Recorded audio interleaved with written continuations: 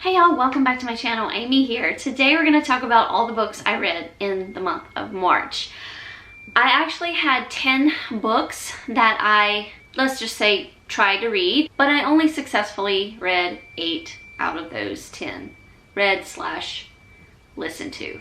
I started the month of March out with The Invitation. This is by Darby Kane. I'm usually a huge Darby Kane fan. Not saying that this book is gonna ruin it. I only gave this book 2 stars. I still want to read Darby Kane, but this one, I think what made it not my thing, it was very lawyer worded heavy, if that makes sense. I know Darby Kane is a lawyer. So this was a lot of that in here, because we have 2 characters that are lawyers. One is not a practicing lawyer and the other is a practicing lawyer.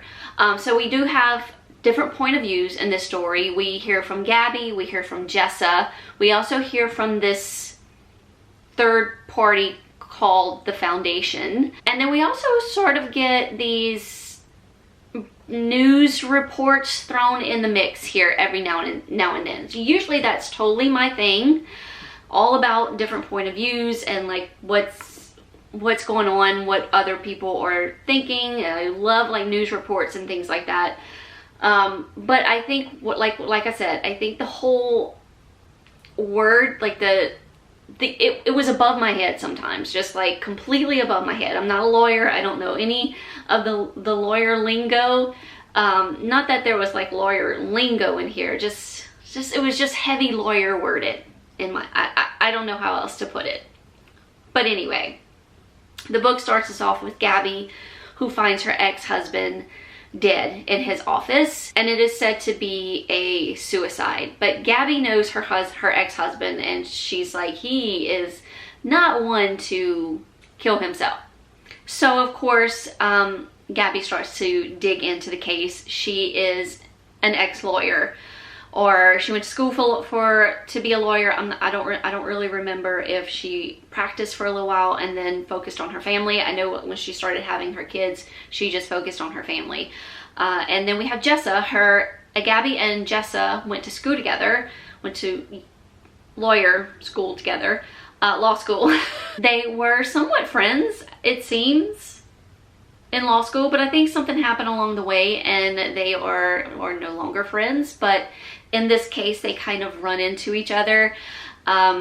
There's also, like I said, this group called the Foundation, which is a group of just very powerful women. But yeah, as Gabby investigates and does the investigation as a lawyer would, she starts to dig into things and starts to find out secrets and other things about powerful men out there. To me, it was just very confusing. It was kind of all over the place. It was hard for me to follow at some times. I did listen to the book and I did enjoy listening to it. The narrator was very good, but just the story itself just did not pull me in, and I kind of struggled to get through it. So anyway, 2 stars. I also tried to read The Vampire King. This is the Everdark series. The Vampire King Awakens, I think is the name of the actual book. I love the cover. Don't ask me why I chose this. I saw it, I think it popped up on my tablet when I was, you know how you get the Kindle Unlimited like advertisement before you get into your read, or you know what I'm talking about, right? And I think it was on there and I was like, that seems interesting. I had just finished Onyx Storm, so I was like, I had fantasy on the brain, and I was like, ooh, vampire. I used to love reading about vampires. I'm kind of feeling fantasy-ish at the moment. Let's give it a go.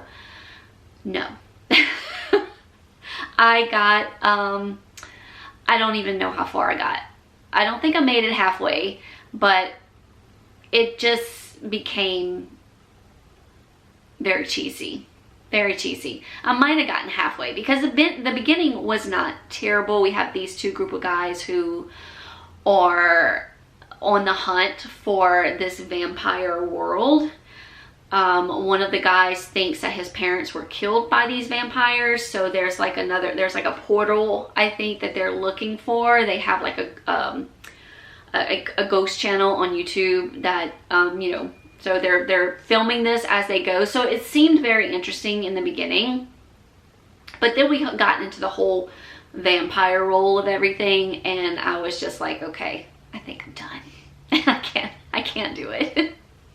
Even though it was male vampires, it had potential, but the cheese was just all over the place, and it was also not, in my opinion, not very well written out. I hate saying that because I'm not a writer, and I'm sure it's a struggle to really get the words out there to your audience, but I just didn't like the writing, so I DNF'd it. Beautiful Ugly by Alice Feeney. I love Alice Feeney. She usually never lets me down. She did not let me down in this. It was a very good and interesting read, although not my favorite Alice Feeney. I gave this 3.5 stars because I did sort of like the twist at the end. I had to go back to my notes. I couldn't really remember what the twist was. Like I knew a little bit of it, but I was like, wait, why?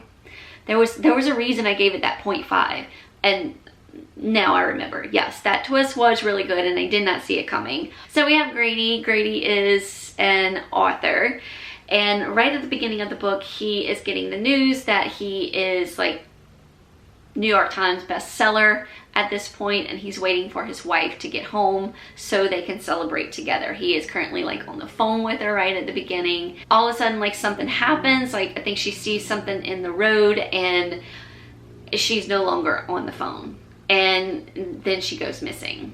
A year later, she's still missing. No body has been found. Grady has not written another book, so his career is sort of falling through the cracks. So his publisher or his agent sends him to her cabin to help him maybe get some of that writing back, maybe help him just grieve a little, and hopefully get some of his writing skills back into the mix. While we're following Grady along his journey to grieve over his wife and try to get a book out there, we also get Abby's point of view, which is his wife, as like before she went missing. So you get the whole like it coming to an end, where what exactly happened from her point of view when she was on the phone with Grady. So that part I really enjoyed the whole of the story, like really getting to that climax. And but there was like a backstory of where Grady was, the town Grady was at, where he was at his cabin, that really just didn't do it for me. It's hard to talk about, but there's something with this place that I was just like, I don't know if I really like that whole part of the story. But I really enjoyed Grady's story and Abby's story up to our climax, and I really enjoyed the twist at the end. So 3.5 stars. Back to a male romance. This is Lust by Devin McCormick. I am actually still reading this book as we are filming this video. I am on the epilogue. These chapters I find were very long. Don't get me wrong, I love Devin McCormick, and I've loved his writing. The writing is very good in this book. It's just this, I find myself having a hard time to get into the story and the whole plot.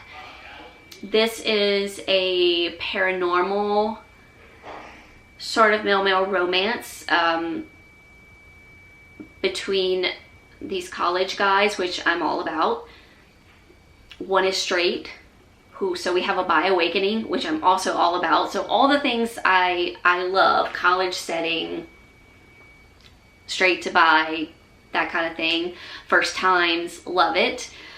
But then there's this whole magical realism into the story, and I don't know why that's throwing me off, because it's not bad and it's written really good, but I can't find myself, I can't get into the story. Like I'm having a hard time getting into the story. Now, with that said, as I got to the end of this book, it did start to get a little bit better, and I started to kind of understand the whole magical part of everything. So we have these, it's all in all, we have the 4 guys, but we start off with 3 guys that have these magical powers, that I think it has something to do with their ancestors, their fathers before them. They have these crosses that they wear around their necks that, you know, if they hold the cross and wield their power, it's more powerful. Or wield their magic, the magic is more powerful. As long as they're on campus at the school, their magic is also powerful. When they're off campus, they can still wield their magic, but it's not as powerful. Am I saying powerful too much? Anyway, then we have Luke, who is, I guess you could say a freshman. And this is also a prestige college, so very elite college. But Luke is here on a scholarship, and he's friends with these 3 guys, another friend that these 3 guys are friends with, but this guy, Alexi, I think is his name, does not have these powers, but I think he knows about. It's kind of, I felt like it was kind of all over the place, and I was just trying to follow as best I could, but it has taken everything I have to get through this book. Like, it's taken me all month. It was to a point where I really didn't want to pick it up and read it. I think what made me read the majority of it was when on our trip to Disney. I read a good majority of it on our way there and on the way back. So I just have the epilogue left to read, and as I was flipping through the epilogue last night, it's very long, and so I was just not feeling it last night. I was tired, so I still have to get to the epilogue. But as of now, I'm giving it,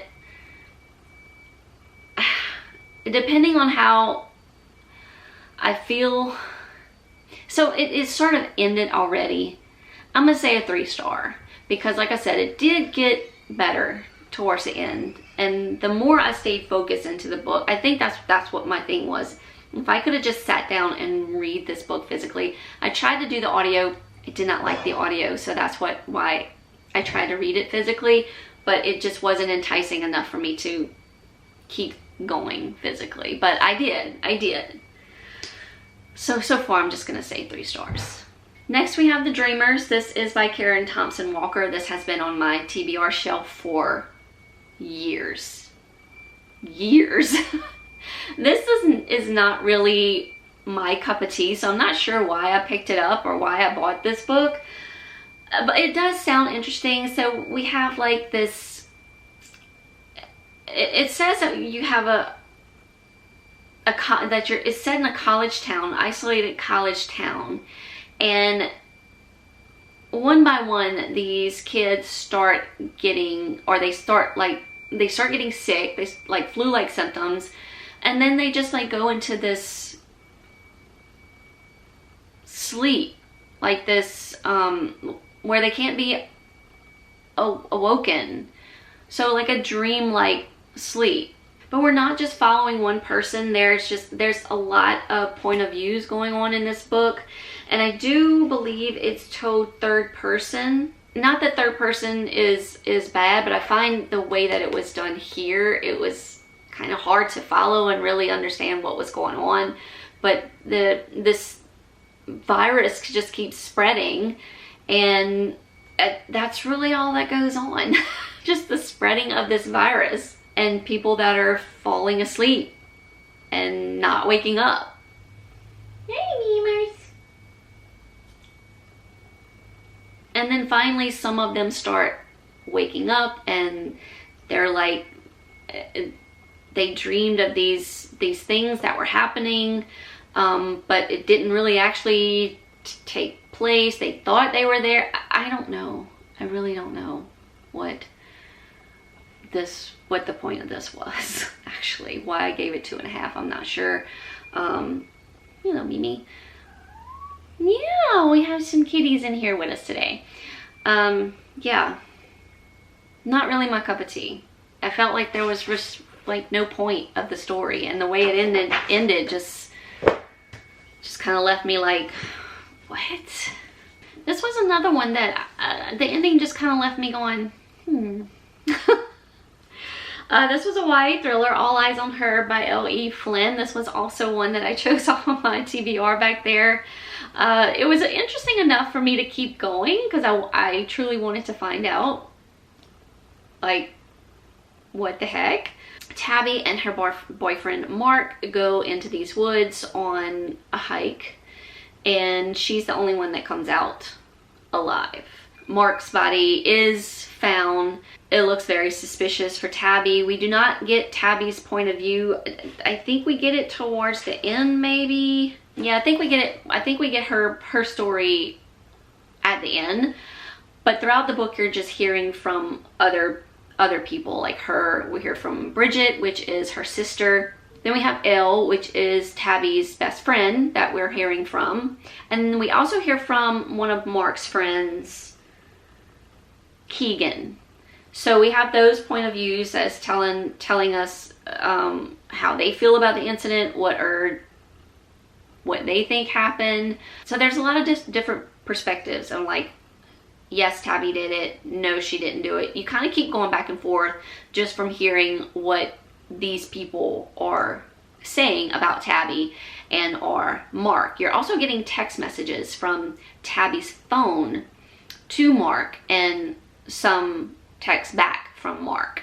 It was okay. I'm sorry, I gave it 3.5 stars. I think I said 2.5. Did I say 2? Did I say what stars? I gave it 3.5 stars. I did sort of like how it ended, but then not really. Like, I kind of like get it. It felt real. But still, like I said, the ending kind of just leaves you going, huh? What? The Drowning Kind by Jennifer McMahon. I think this is going to be my last Jennifer McMahon. I have not had much success with this author, although I did sort of like The Winter People. But since that story, I haven't really found one that really did it for me. This was a 2.5 star. It seems like I didn't have really great of a reading month there. It got better towards the end, I promise. Jax and her sister Lexi used to love going to their grandmother's and swimming in her pool. Their grandmother's sister had died in that pool. So there's history on that. And then we're following, what year is it? It's 1929, where we're following Ethel. Ethel is in her 30s, so she's sort of an old maid when she finally gets married and tries to have a kid. Let me go back a little bit. So at the beginning of the book, Jax learns that her sister Lexi has died.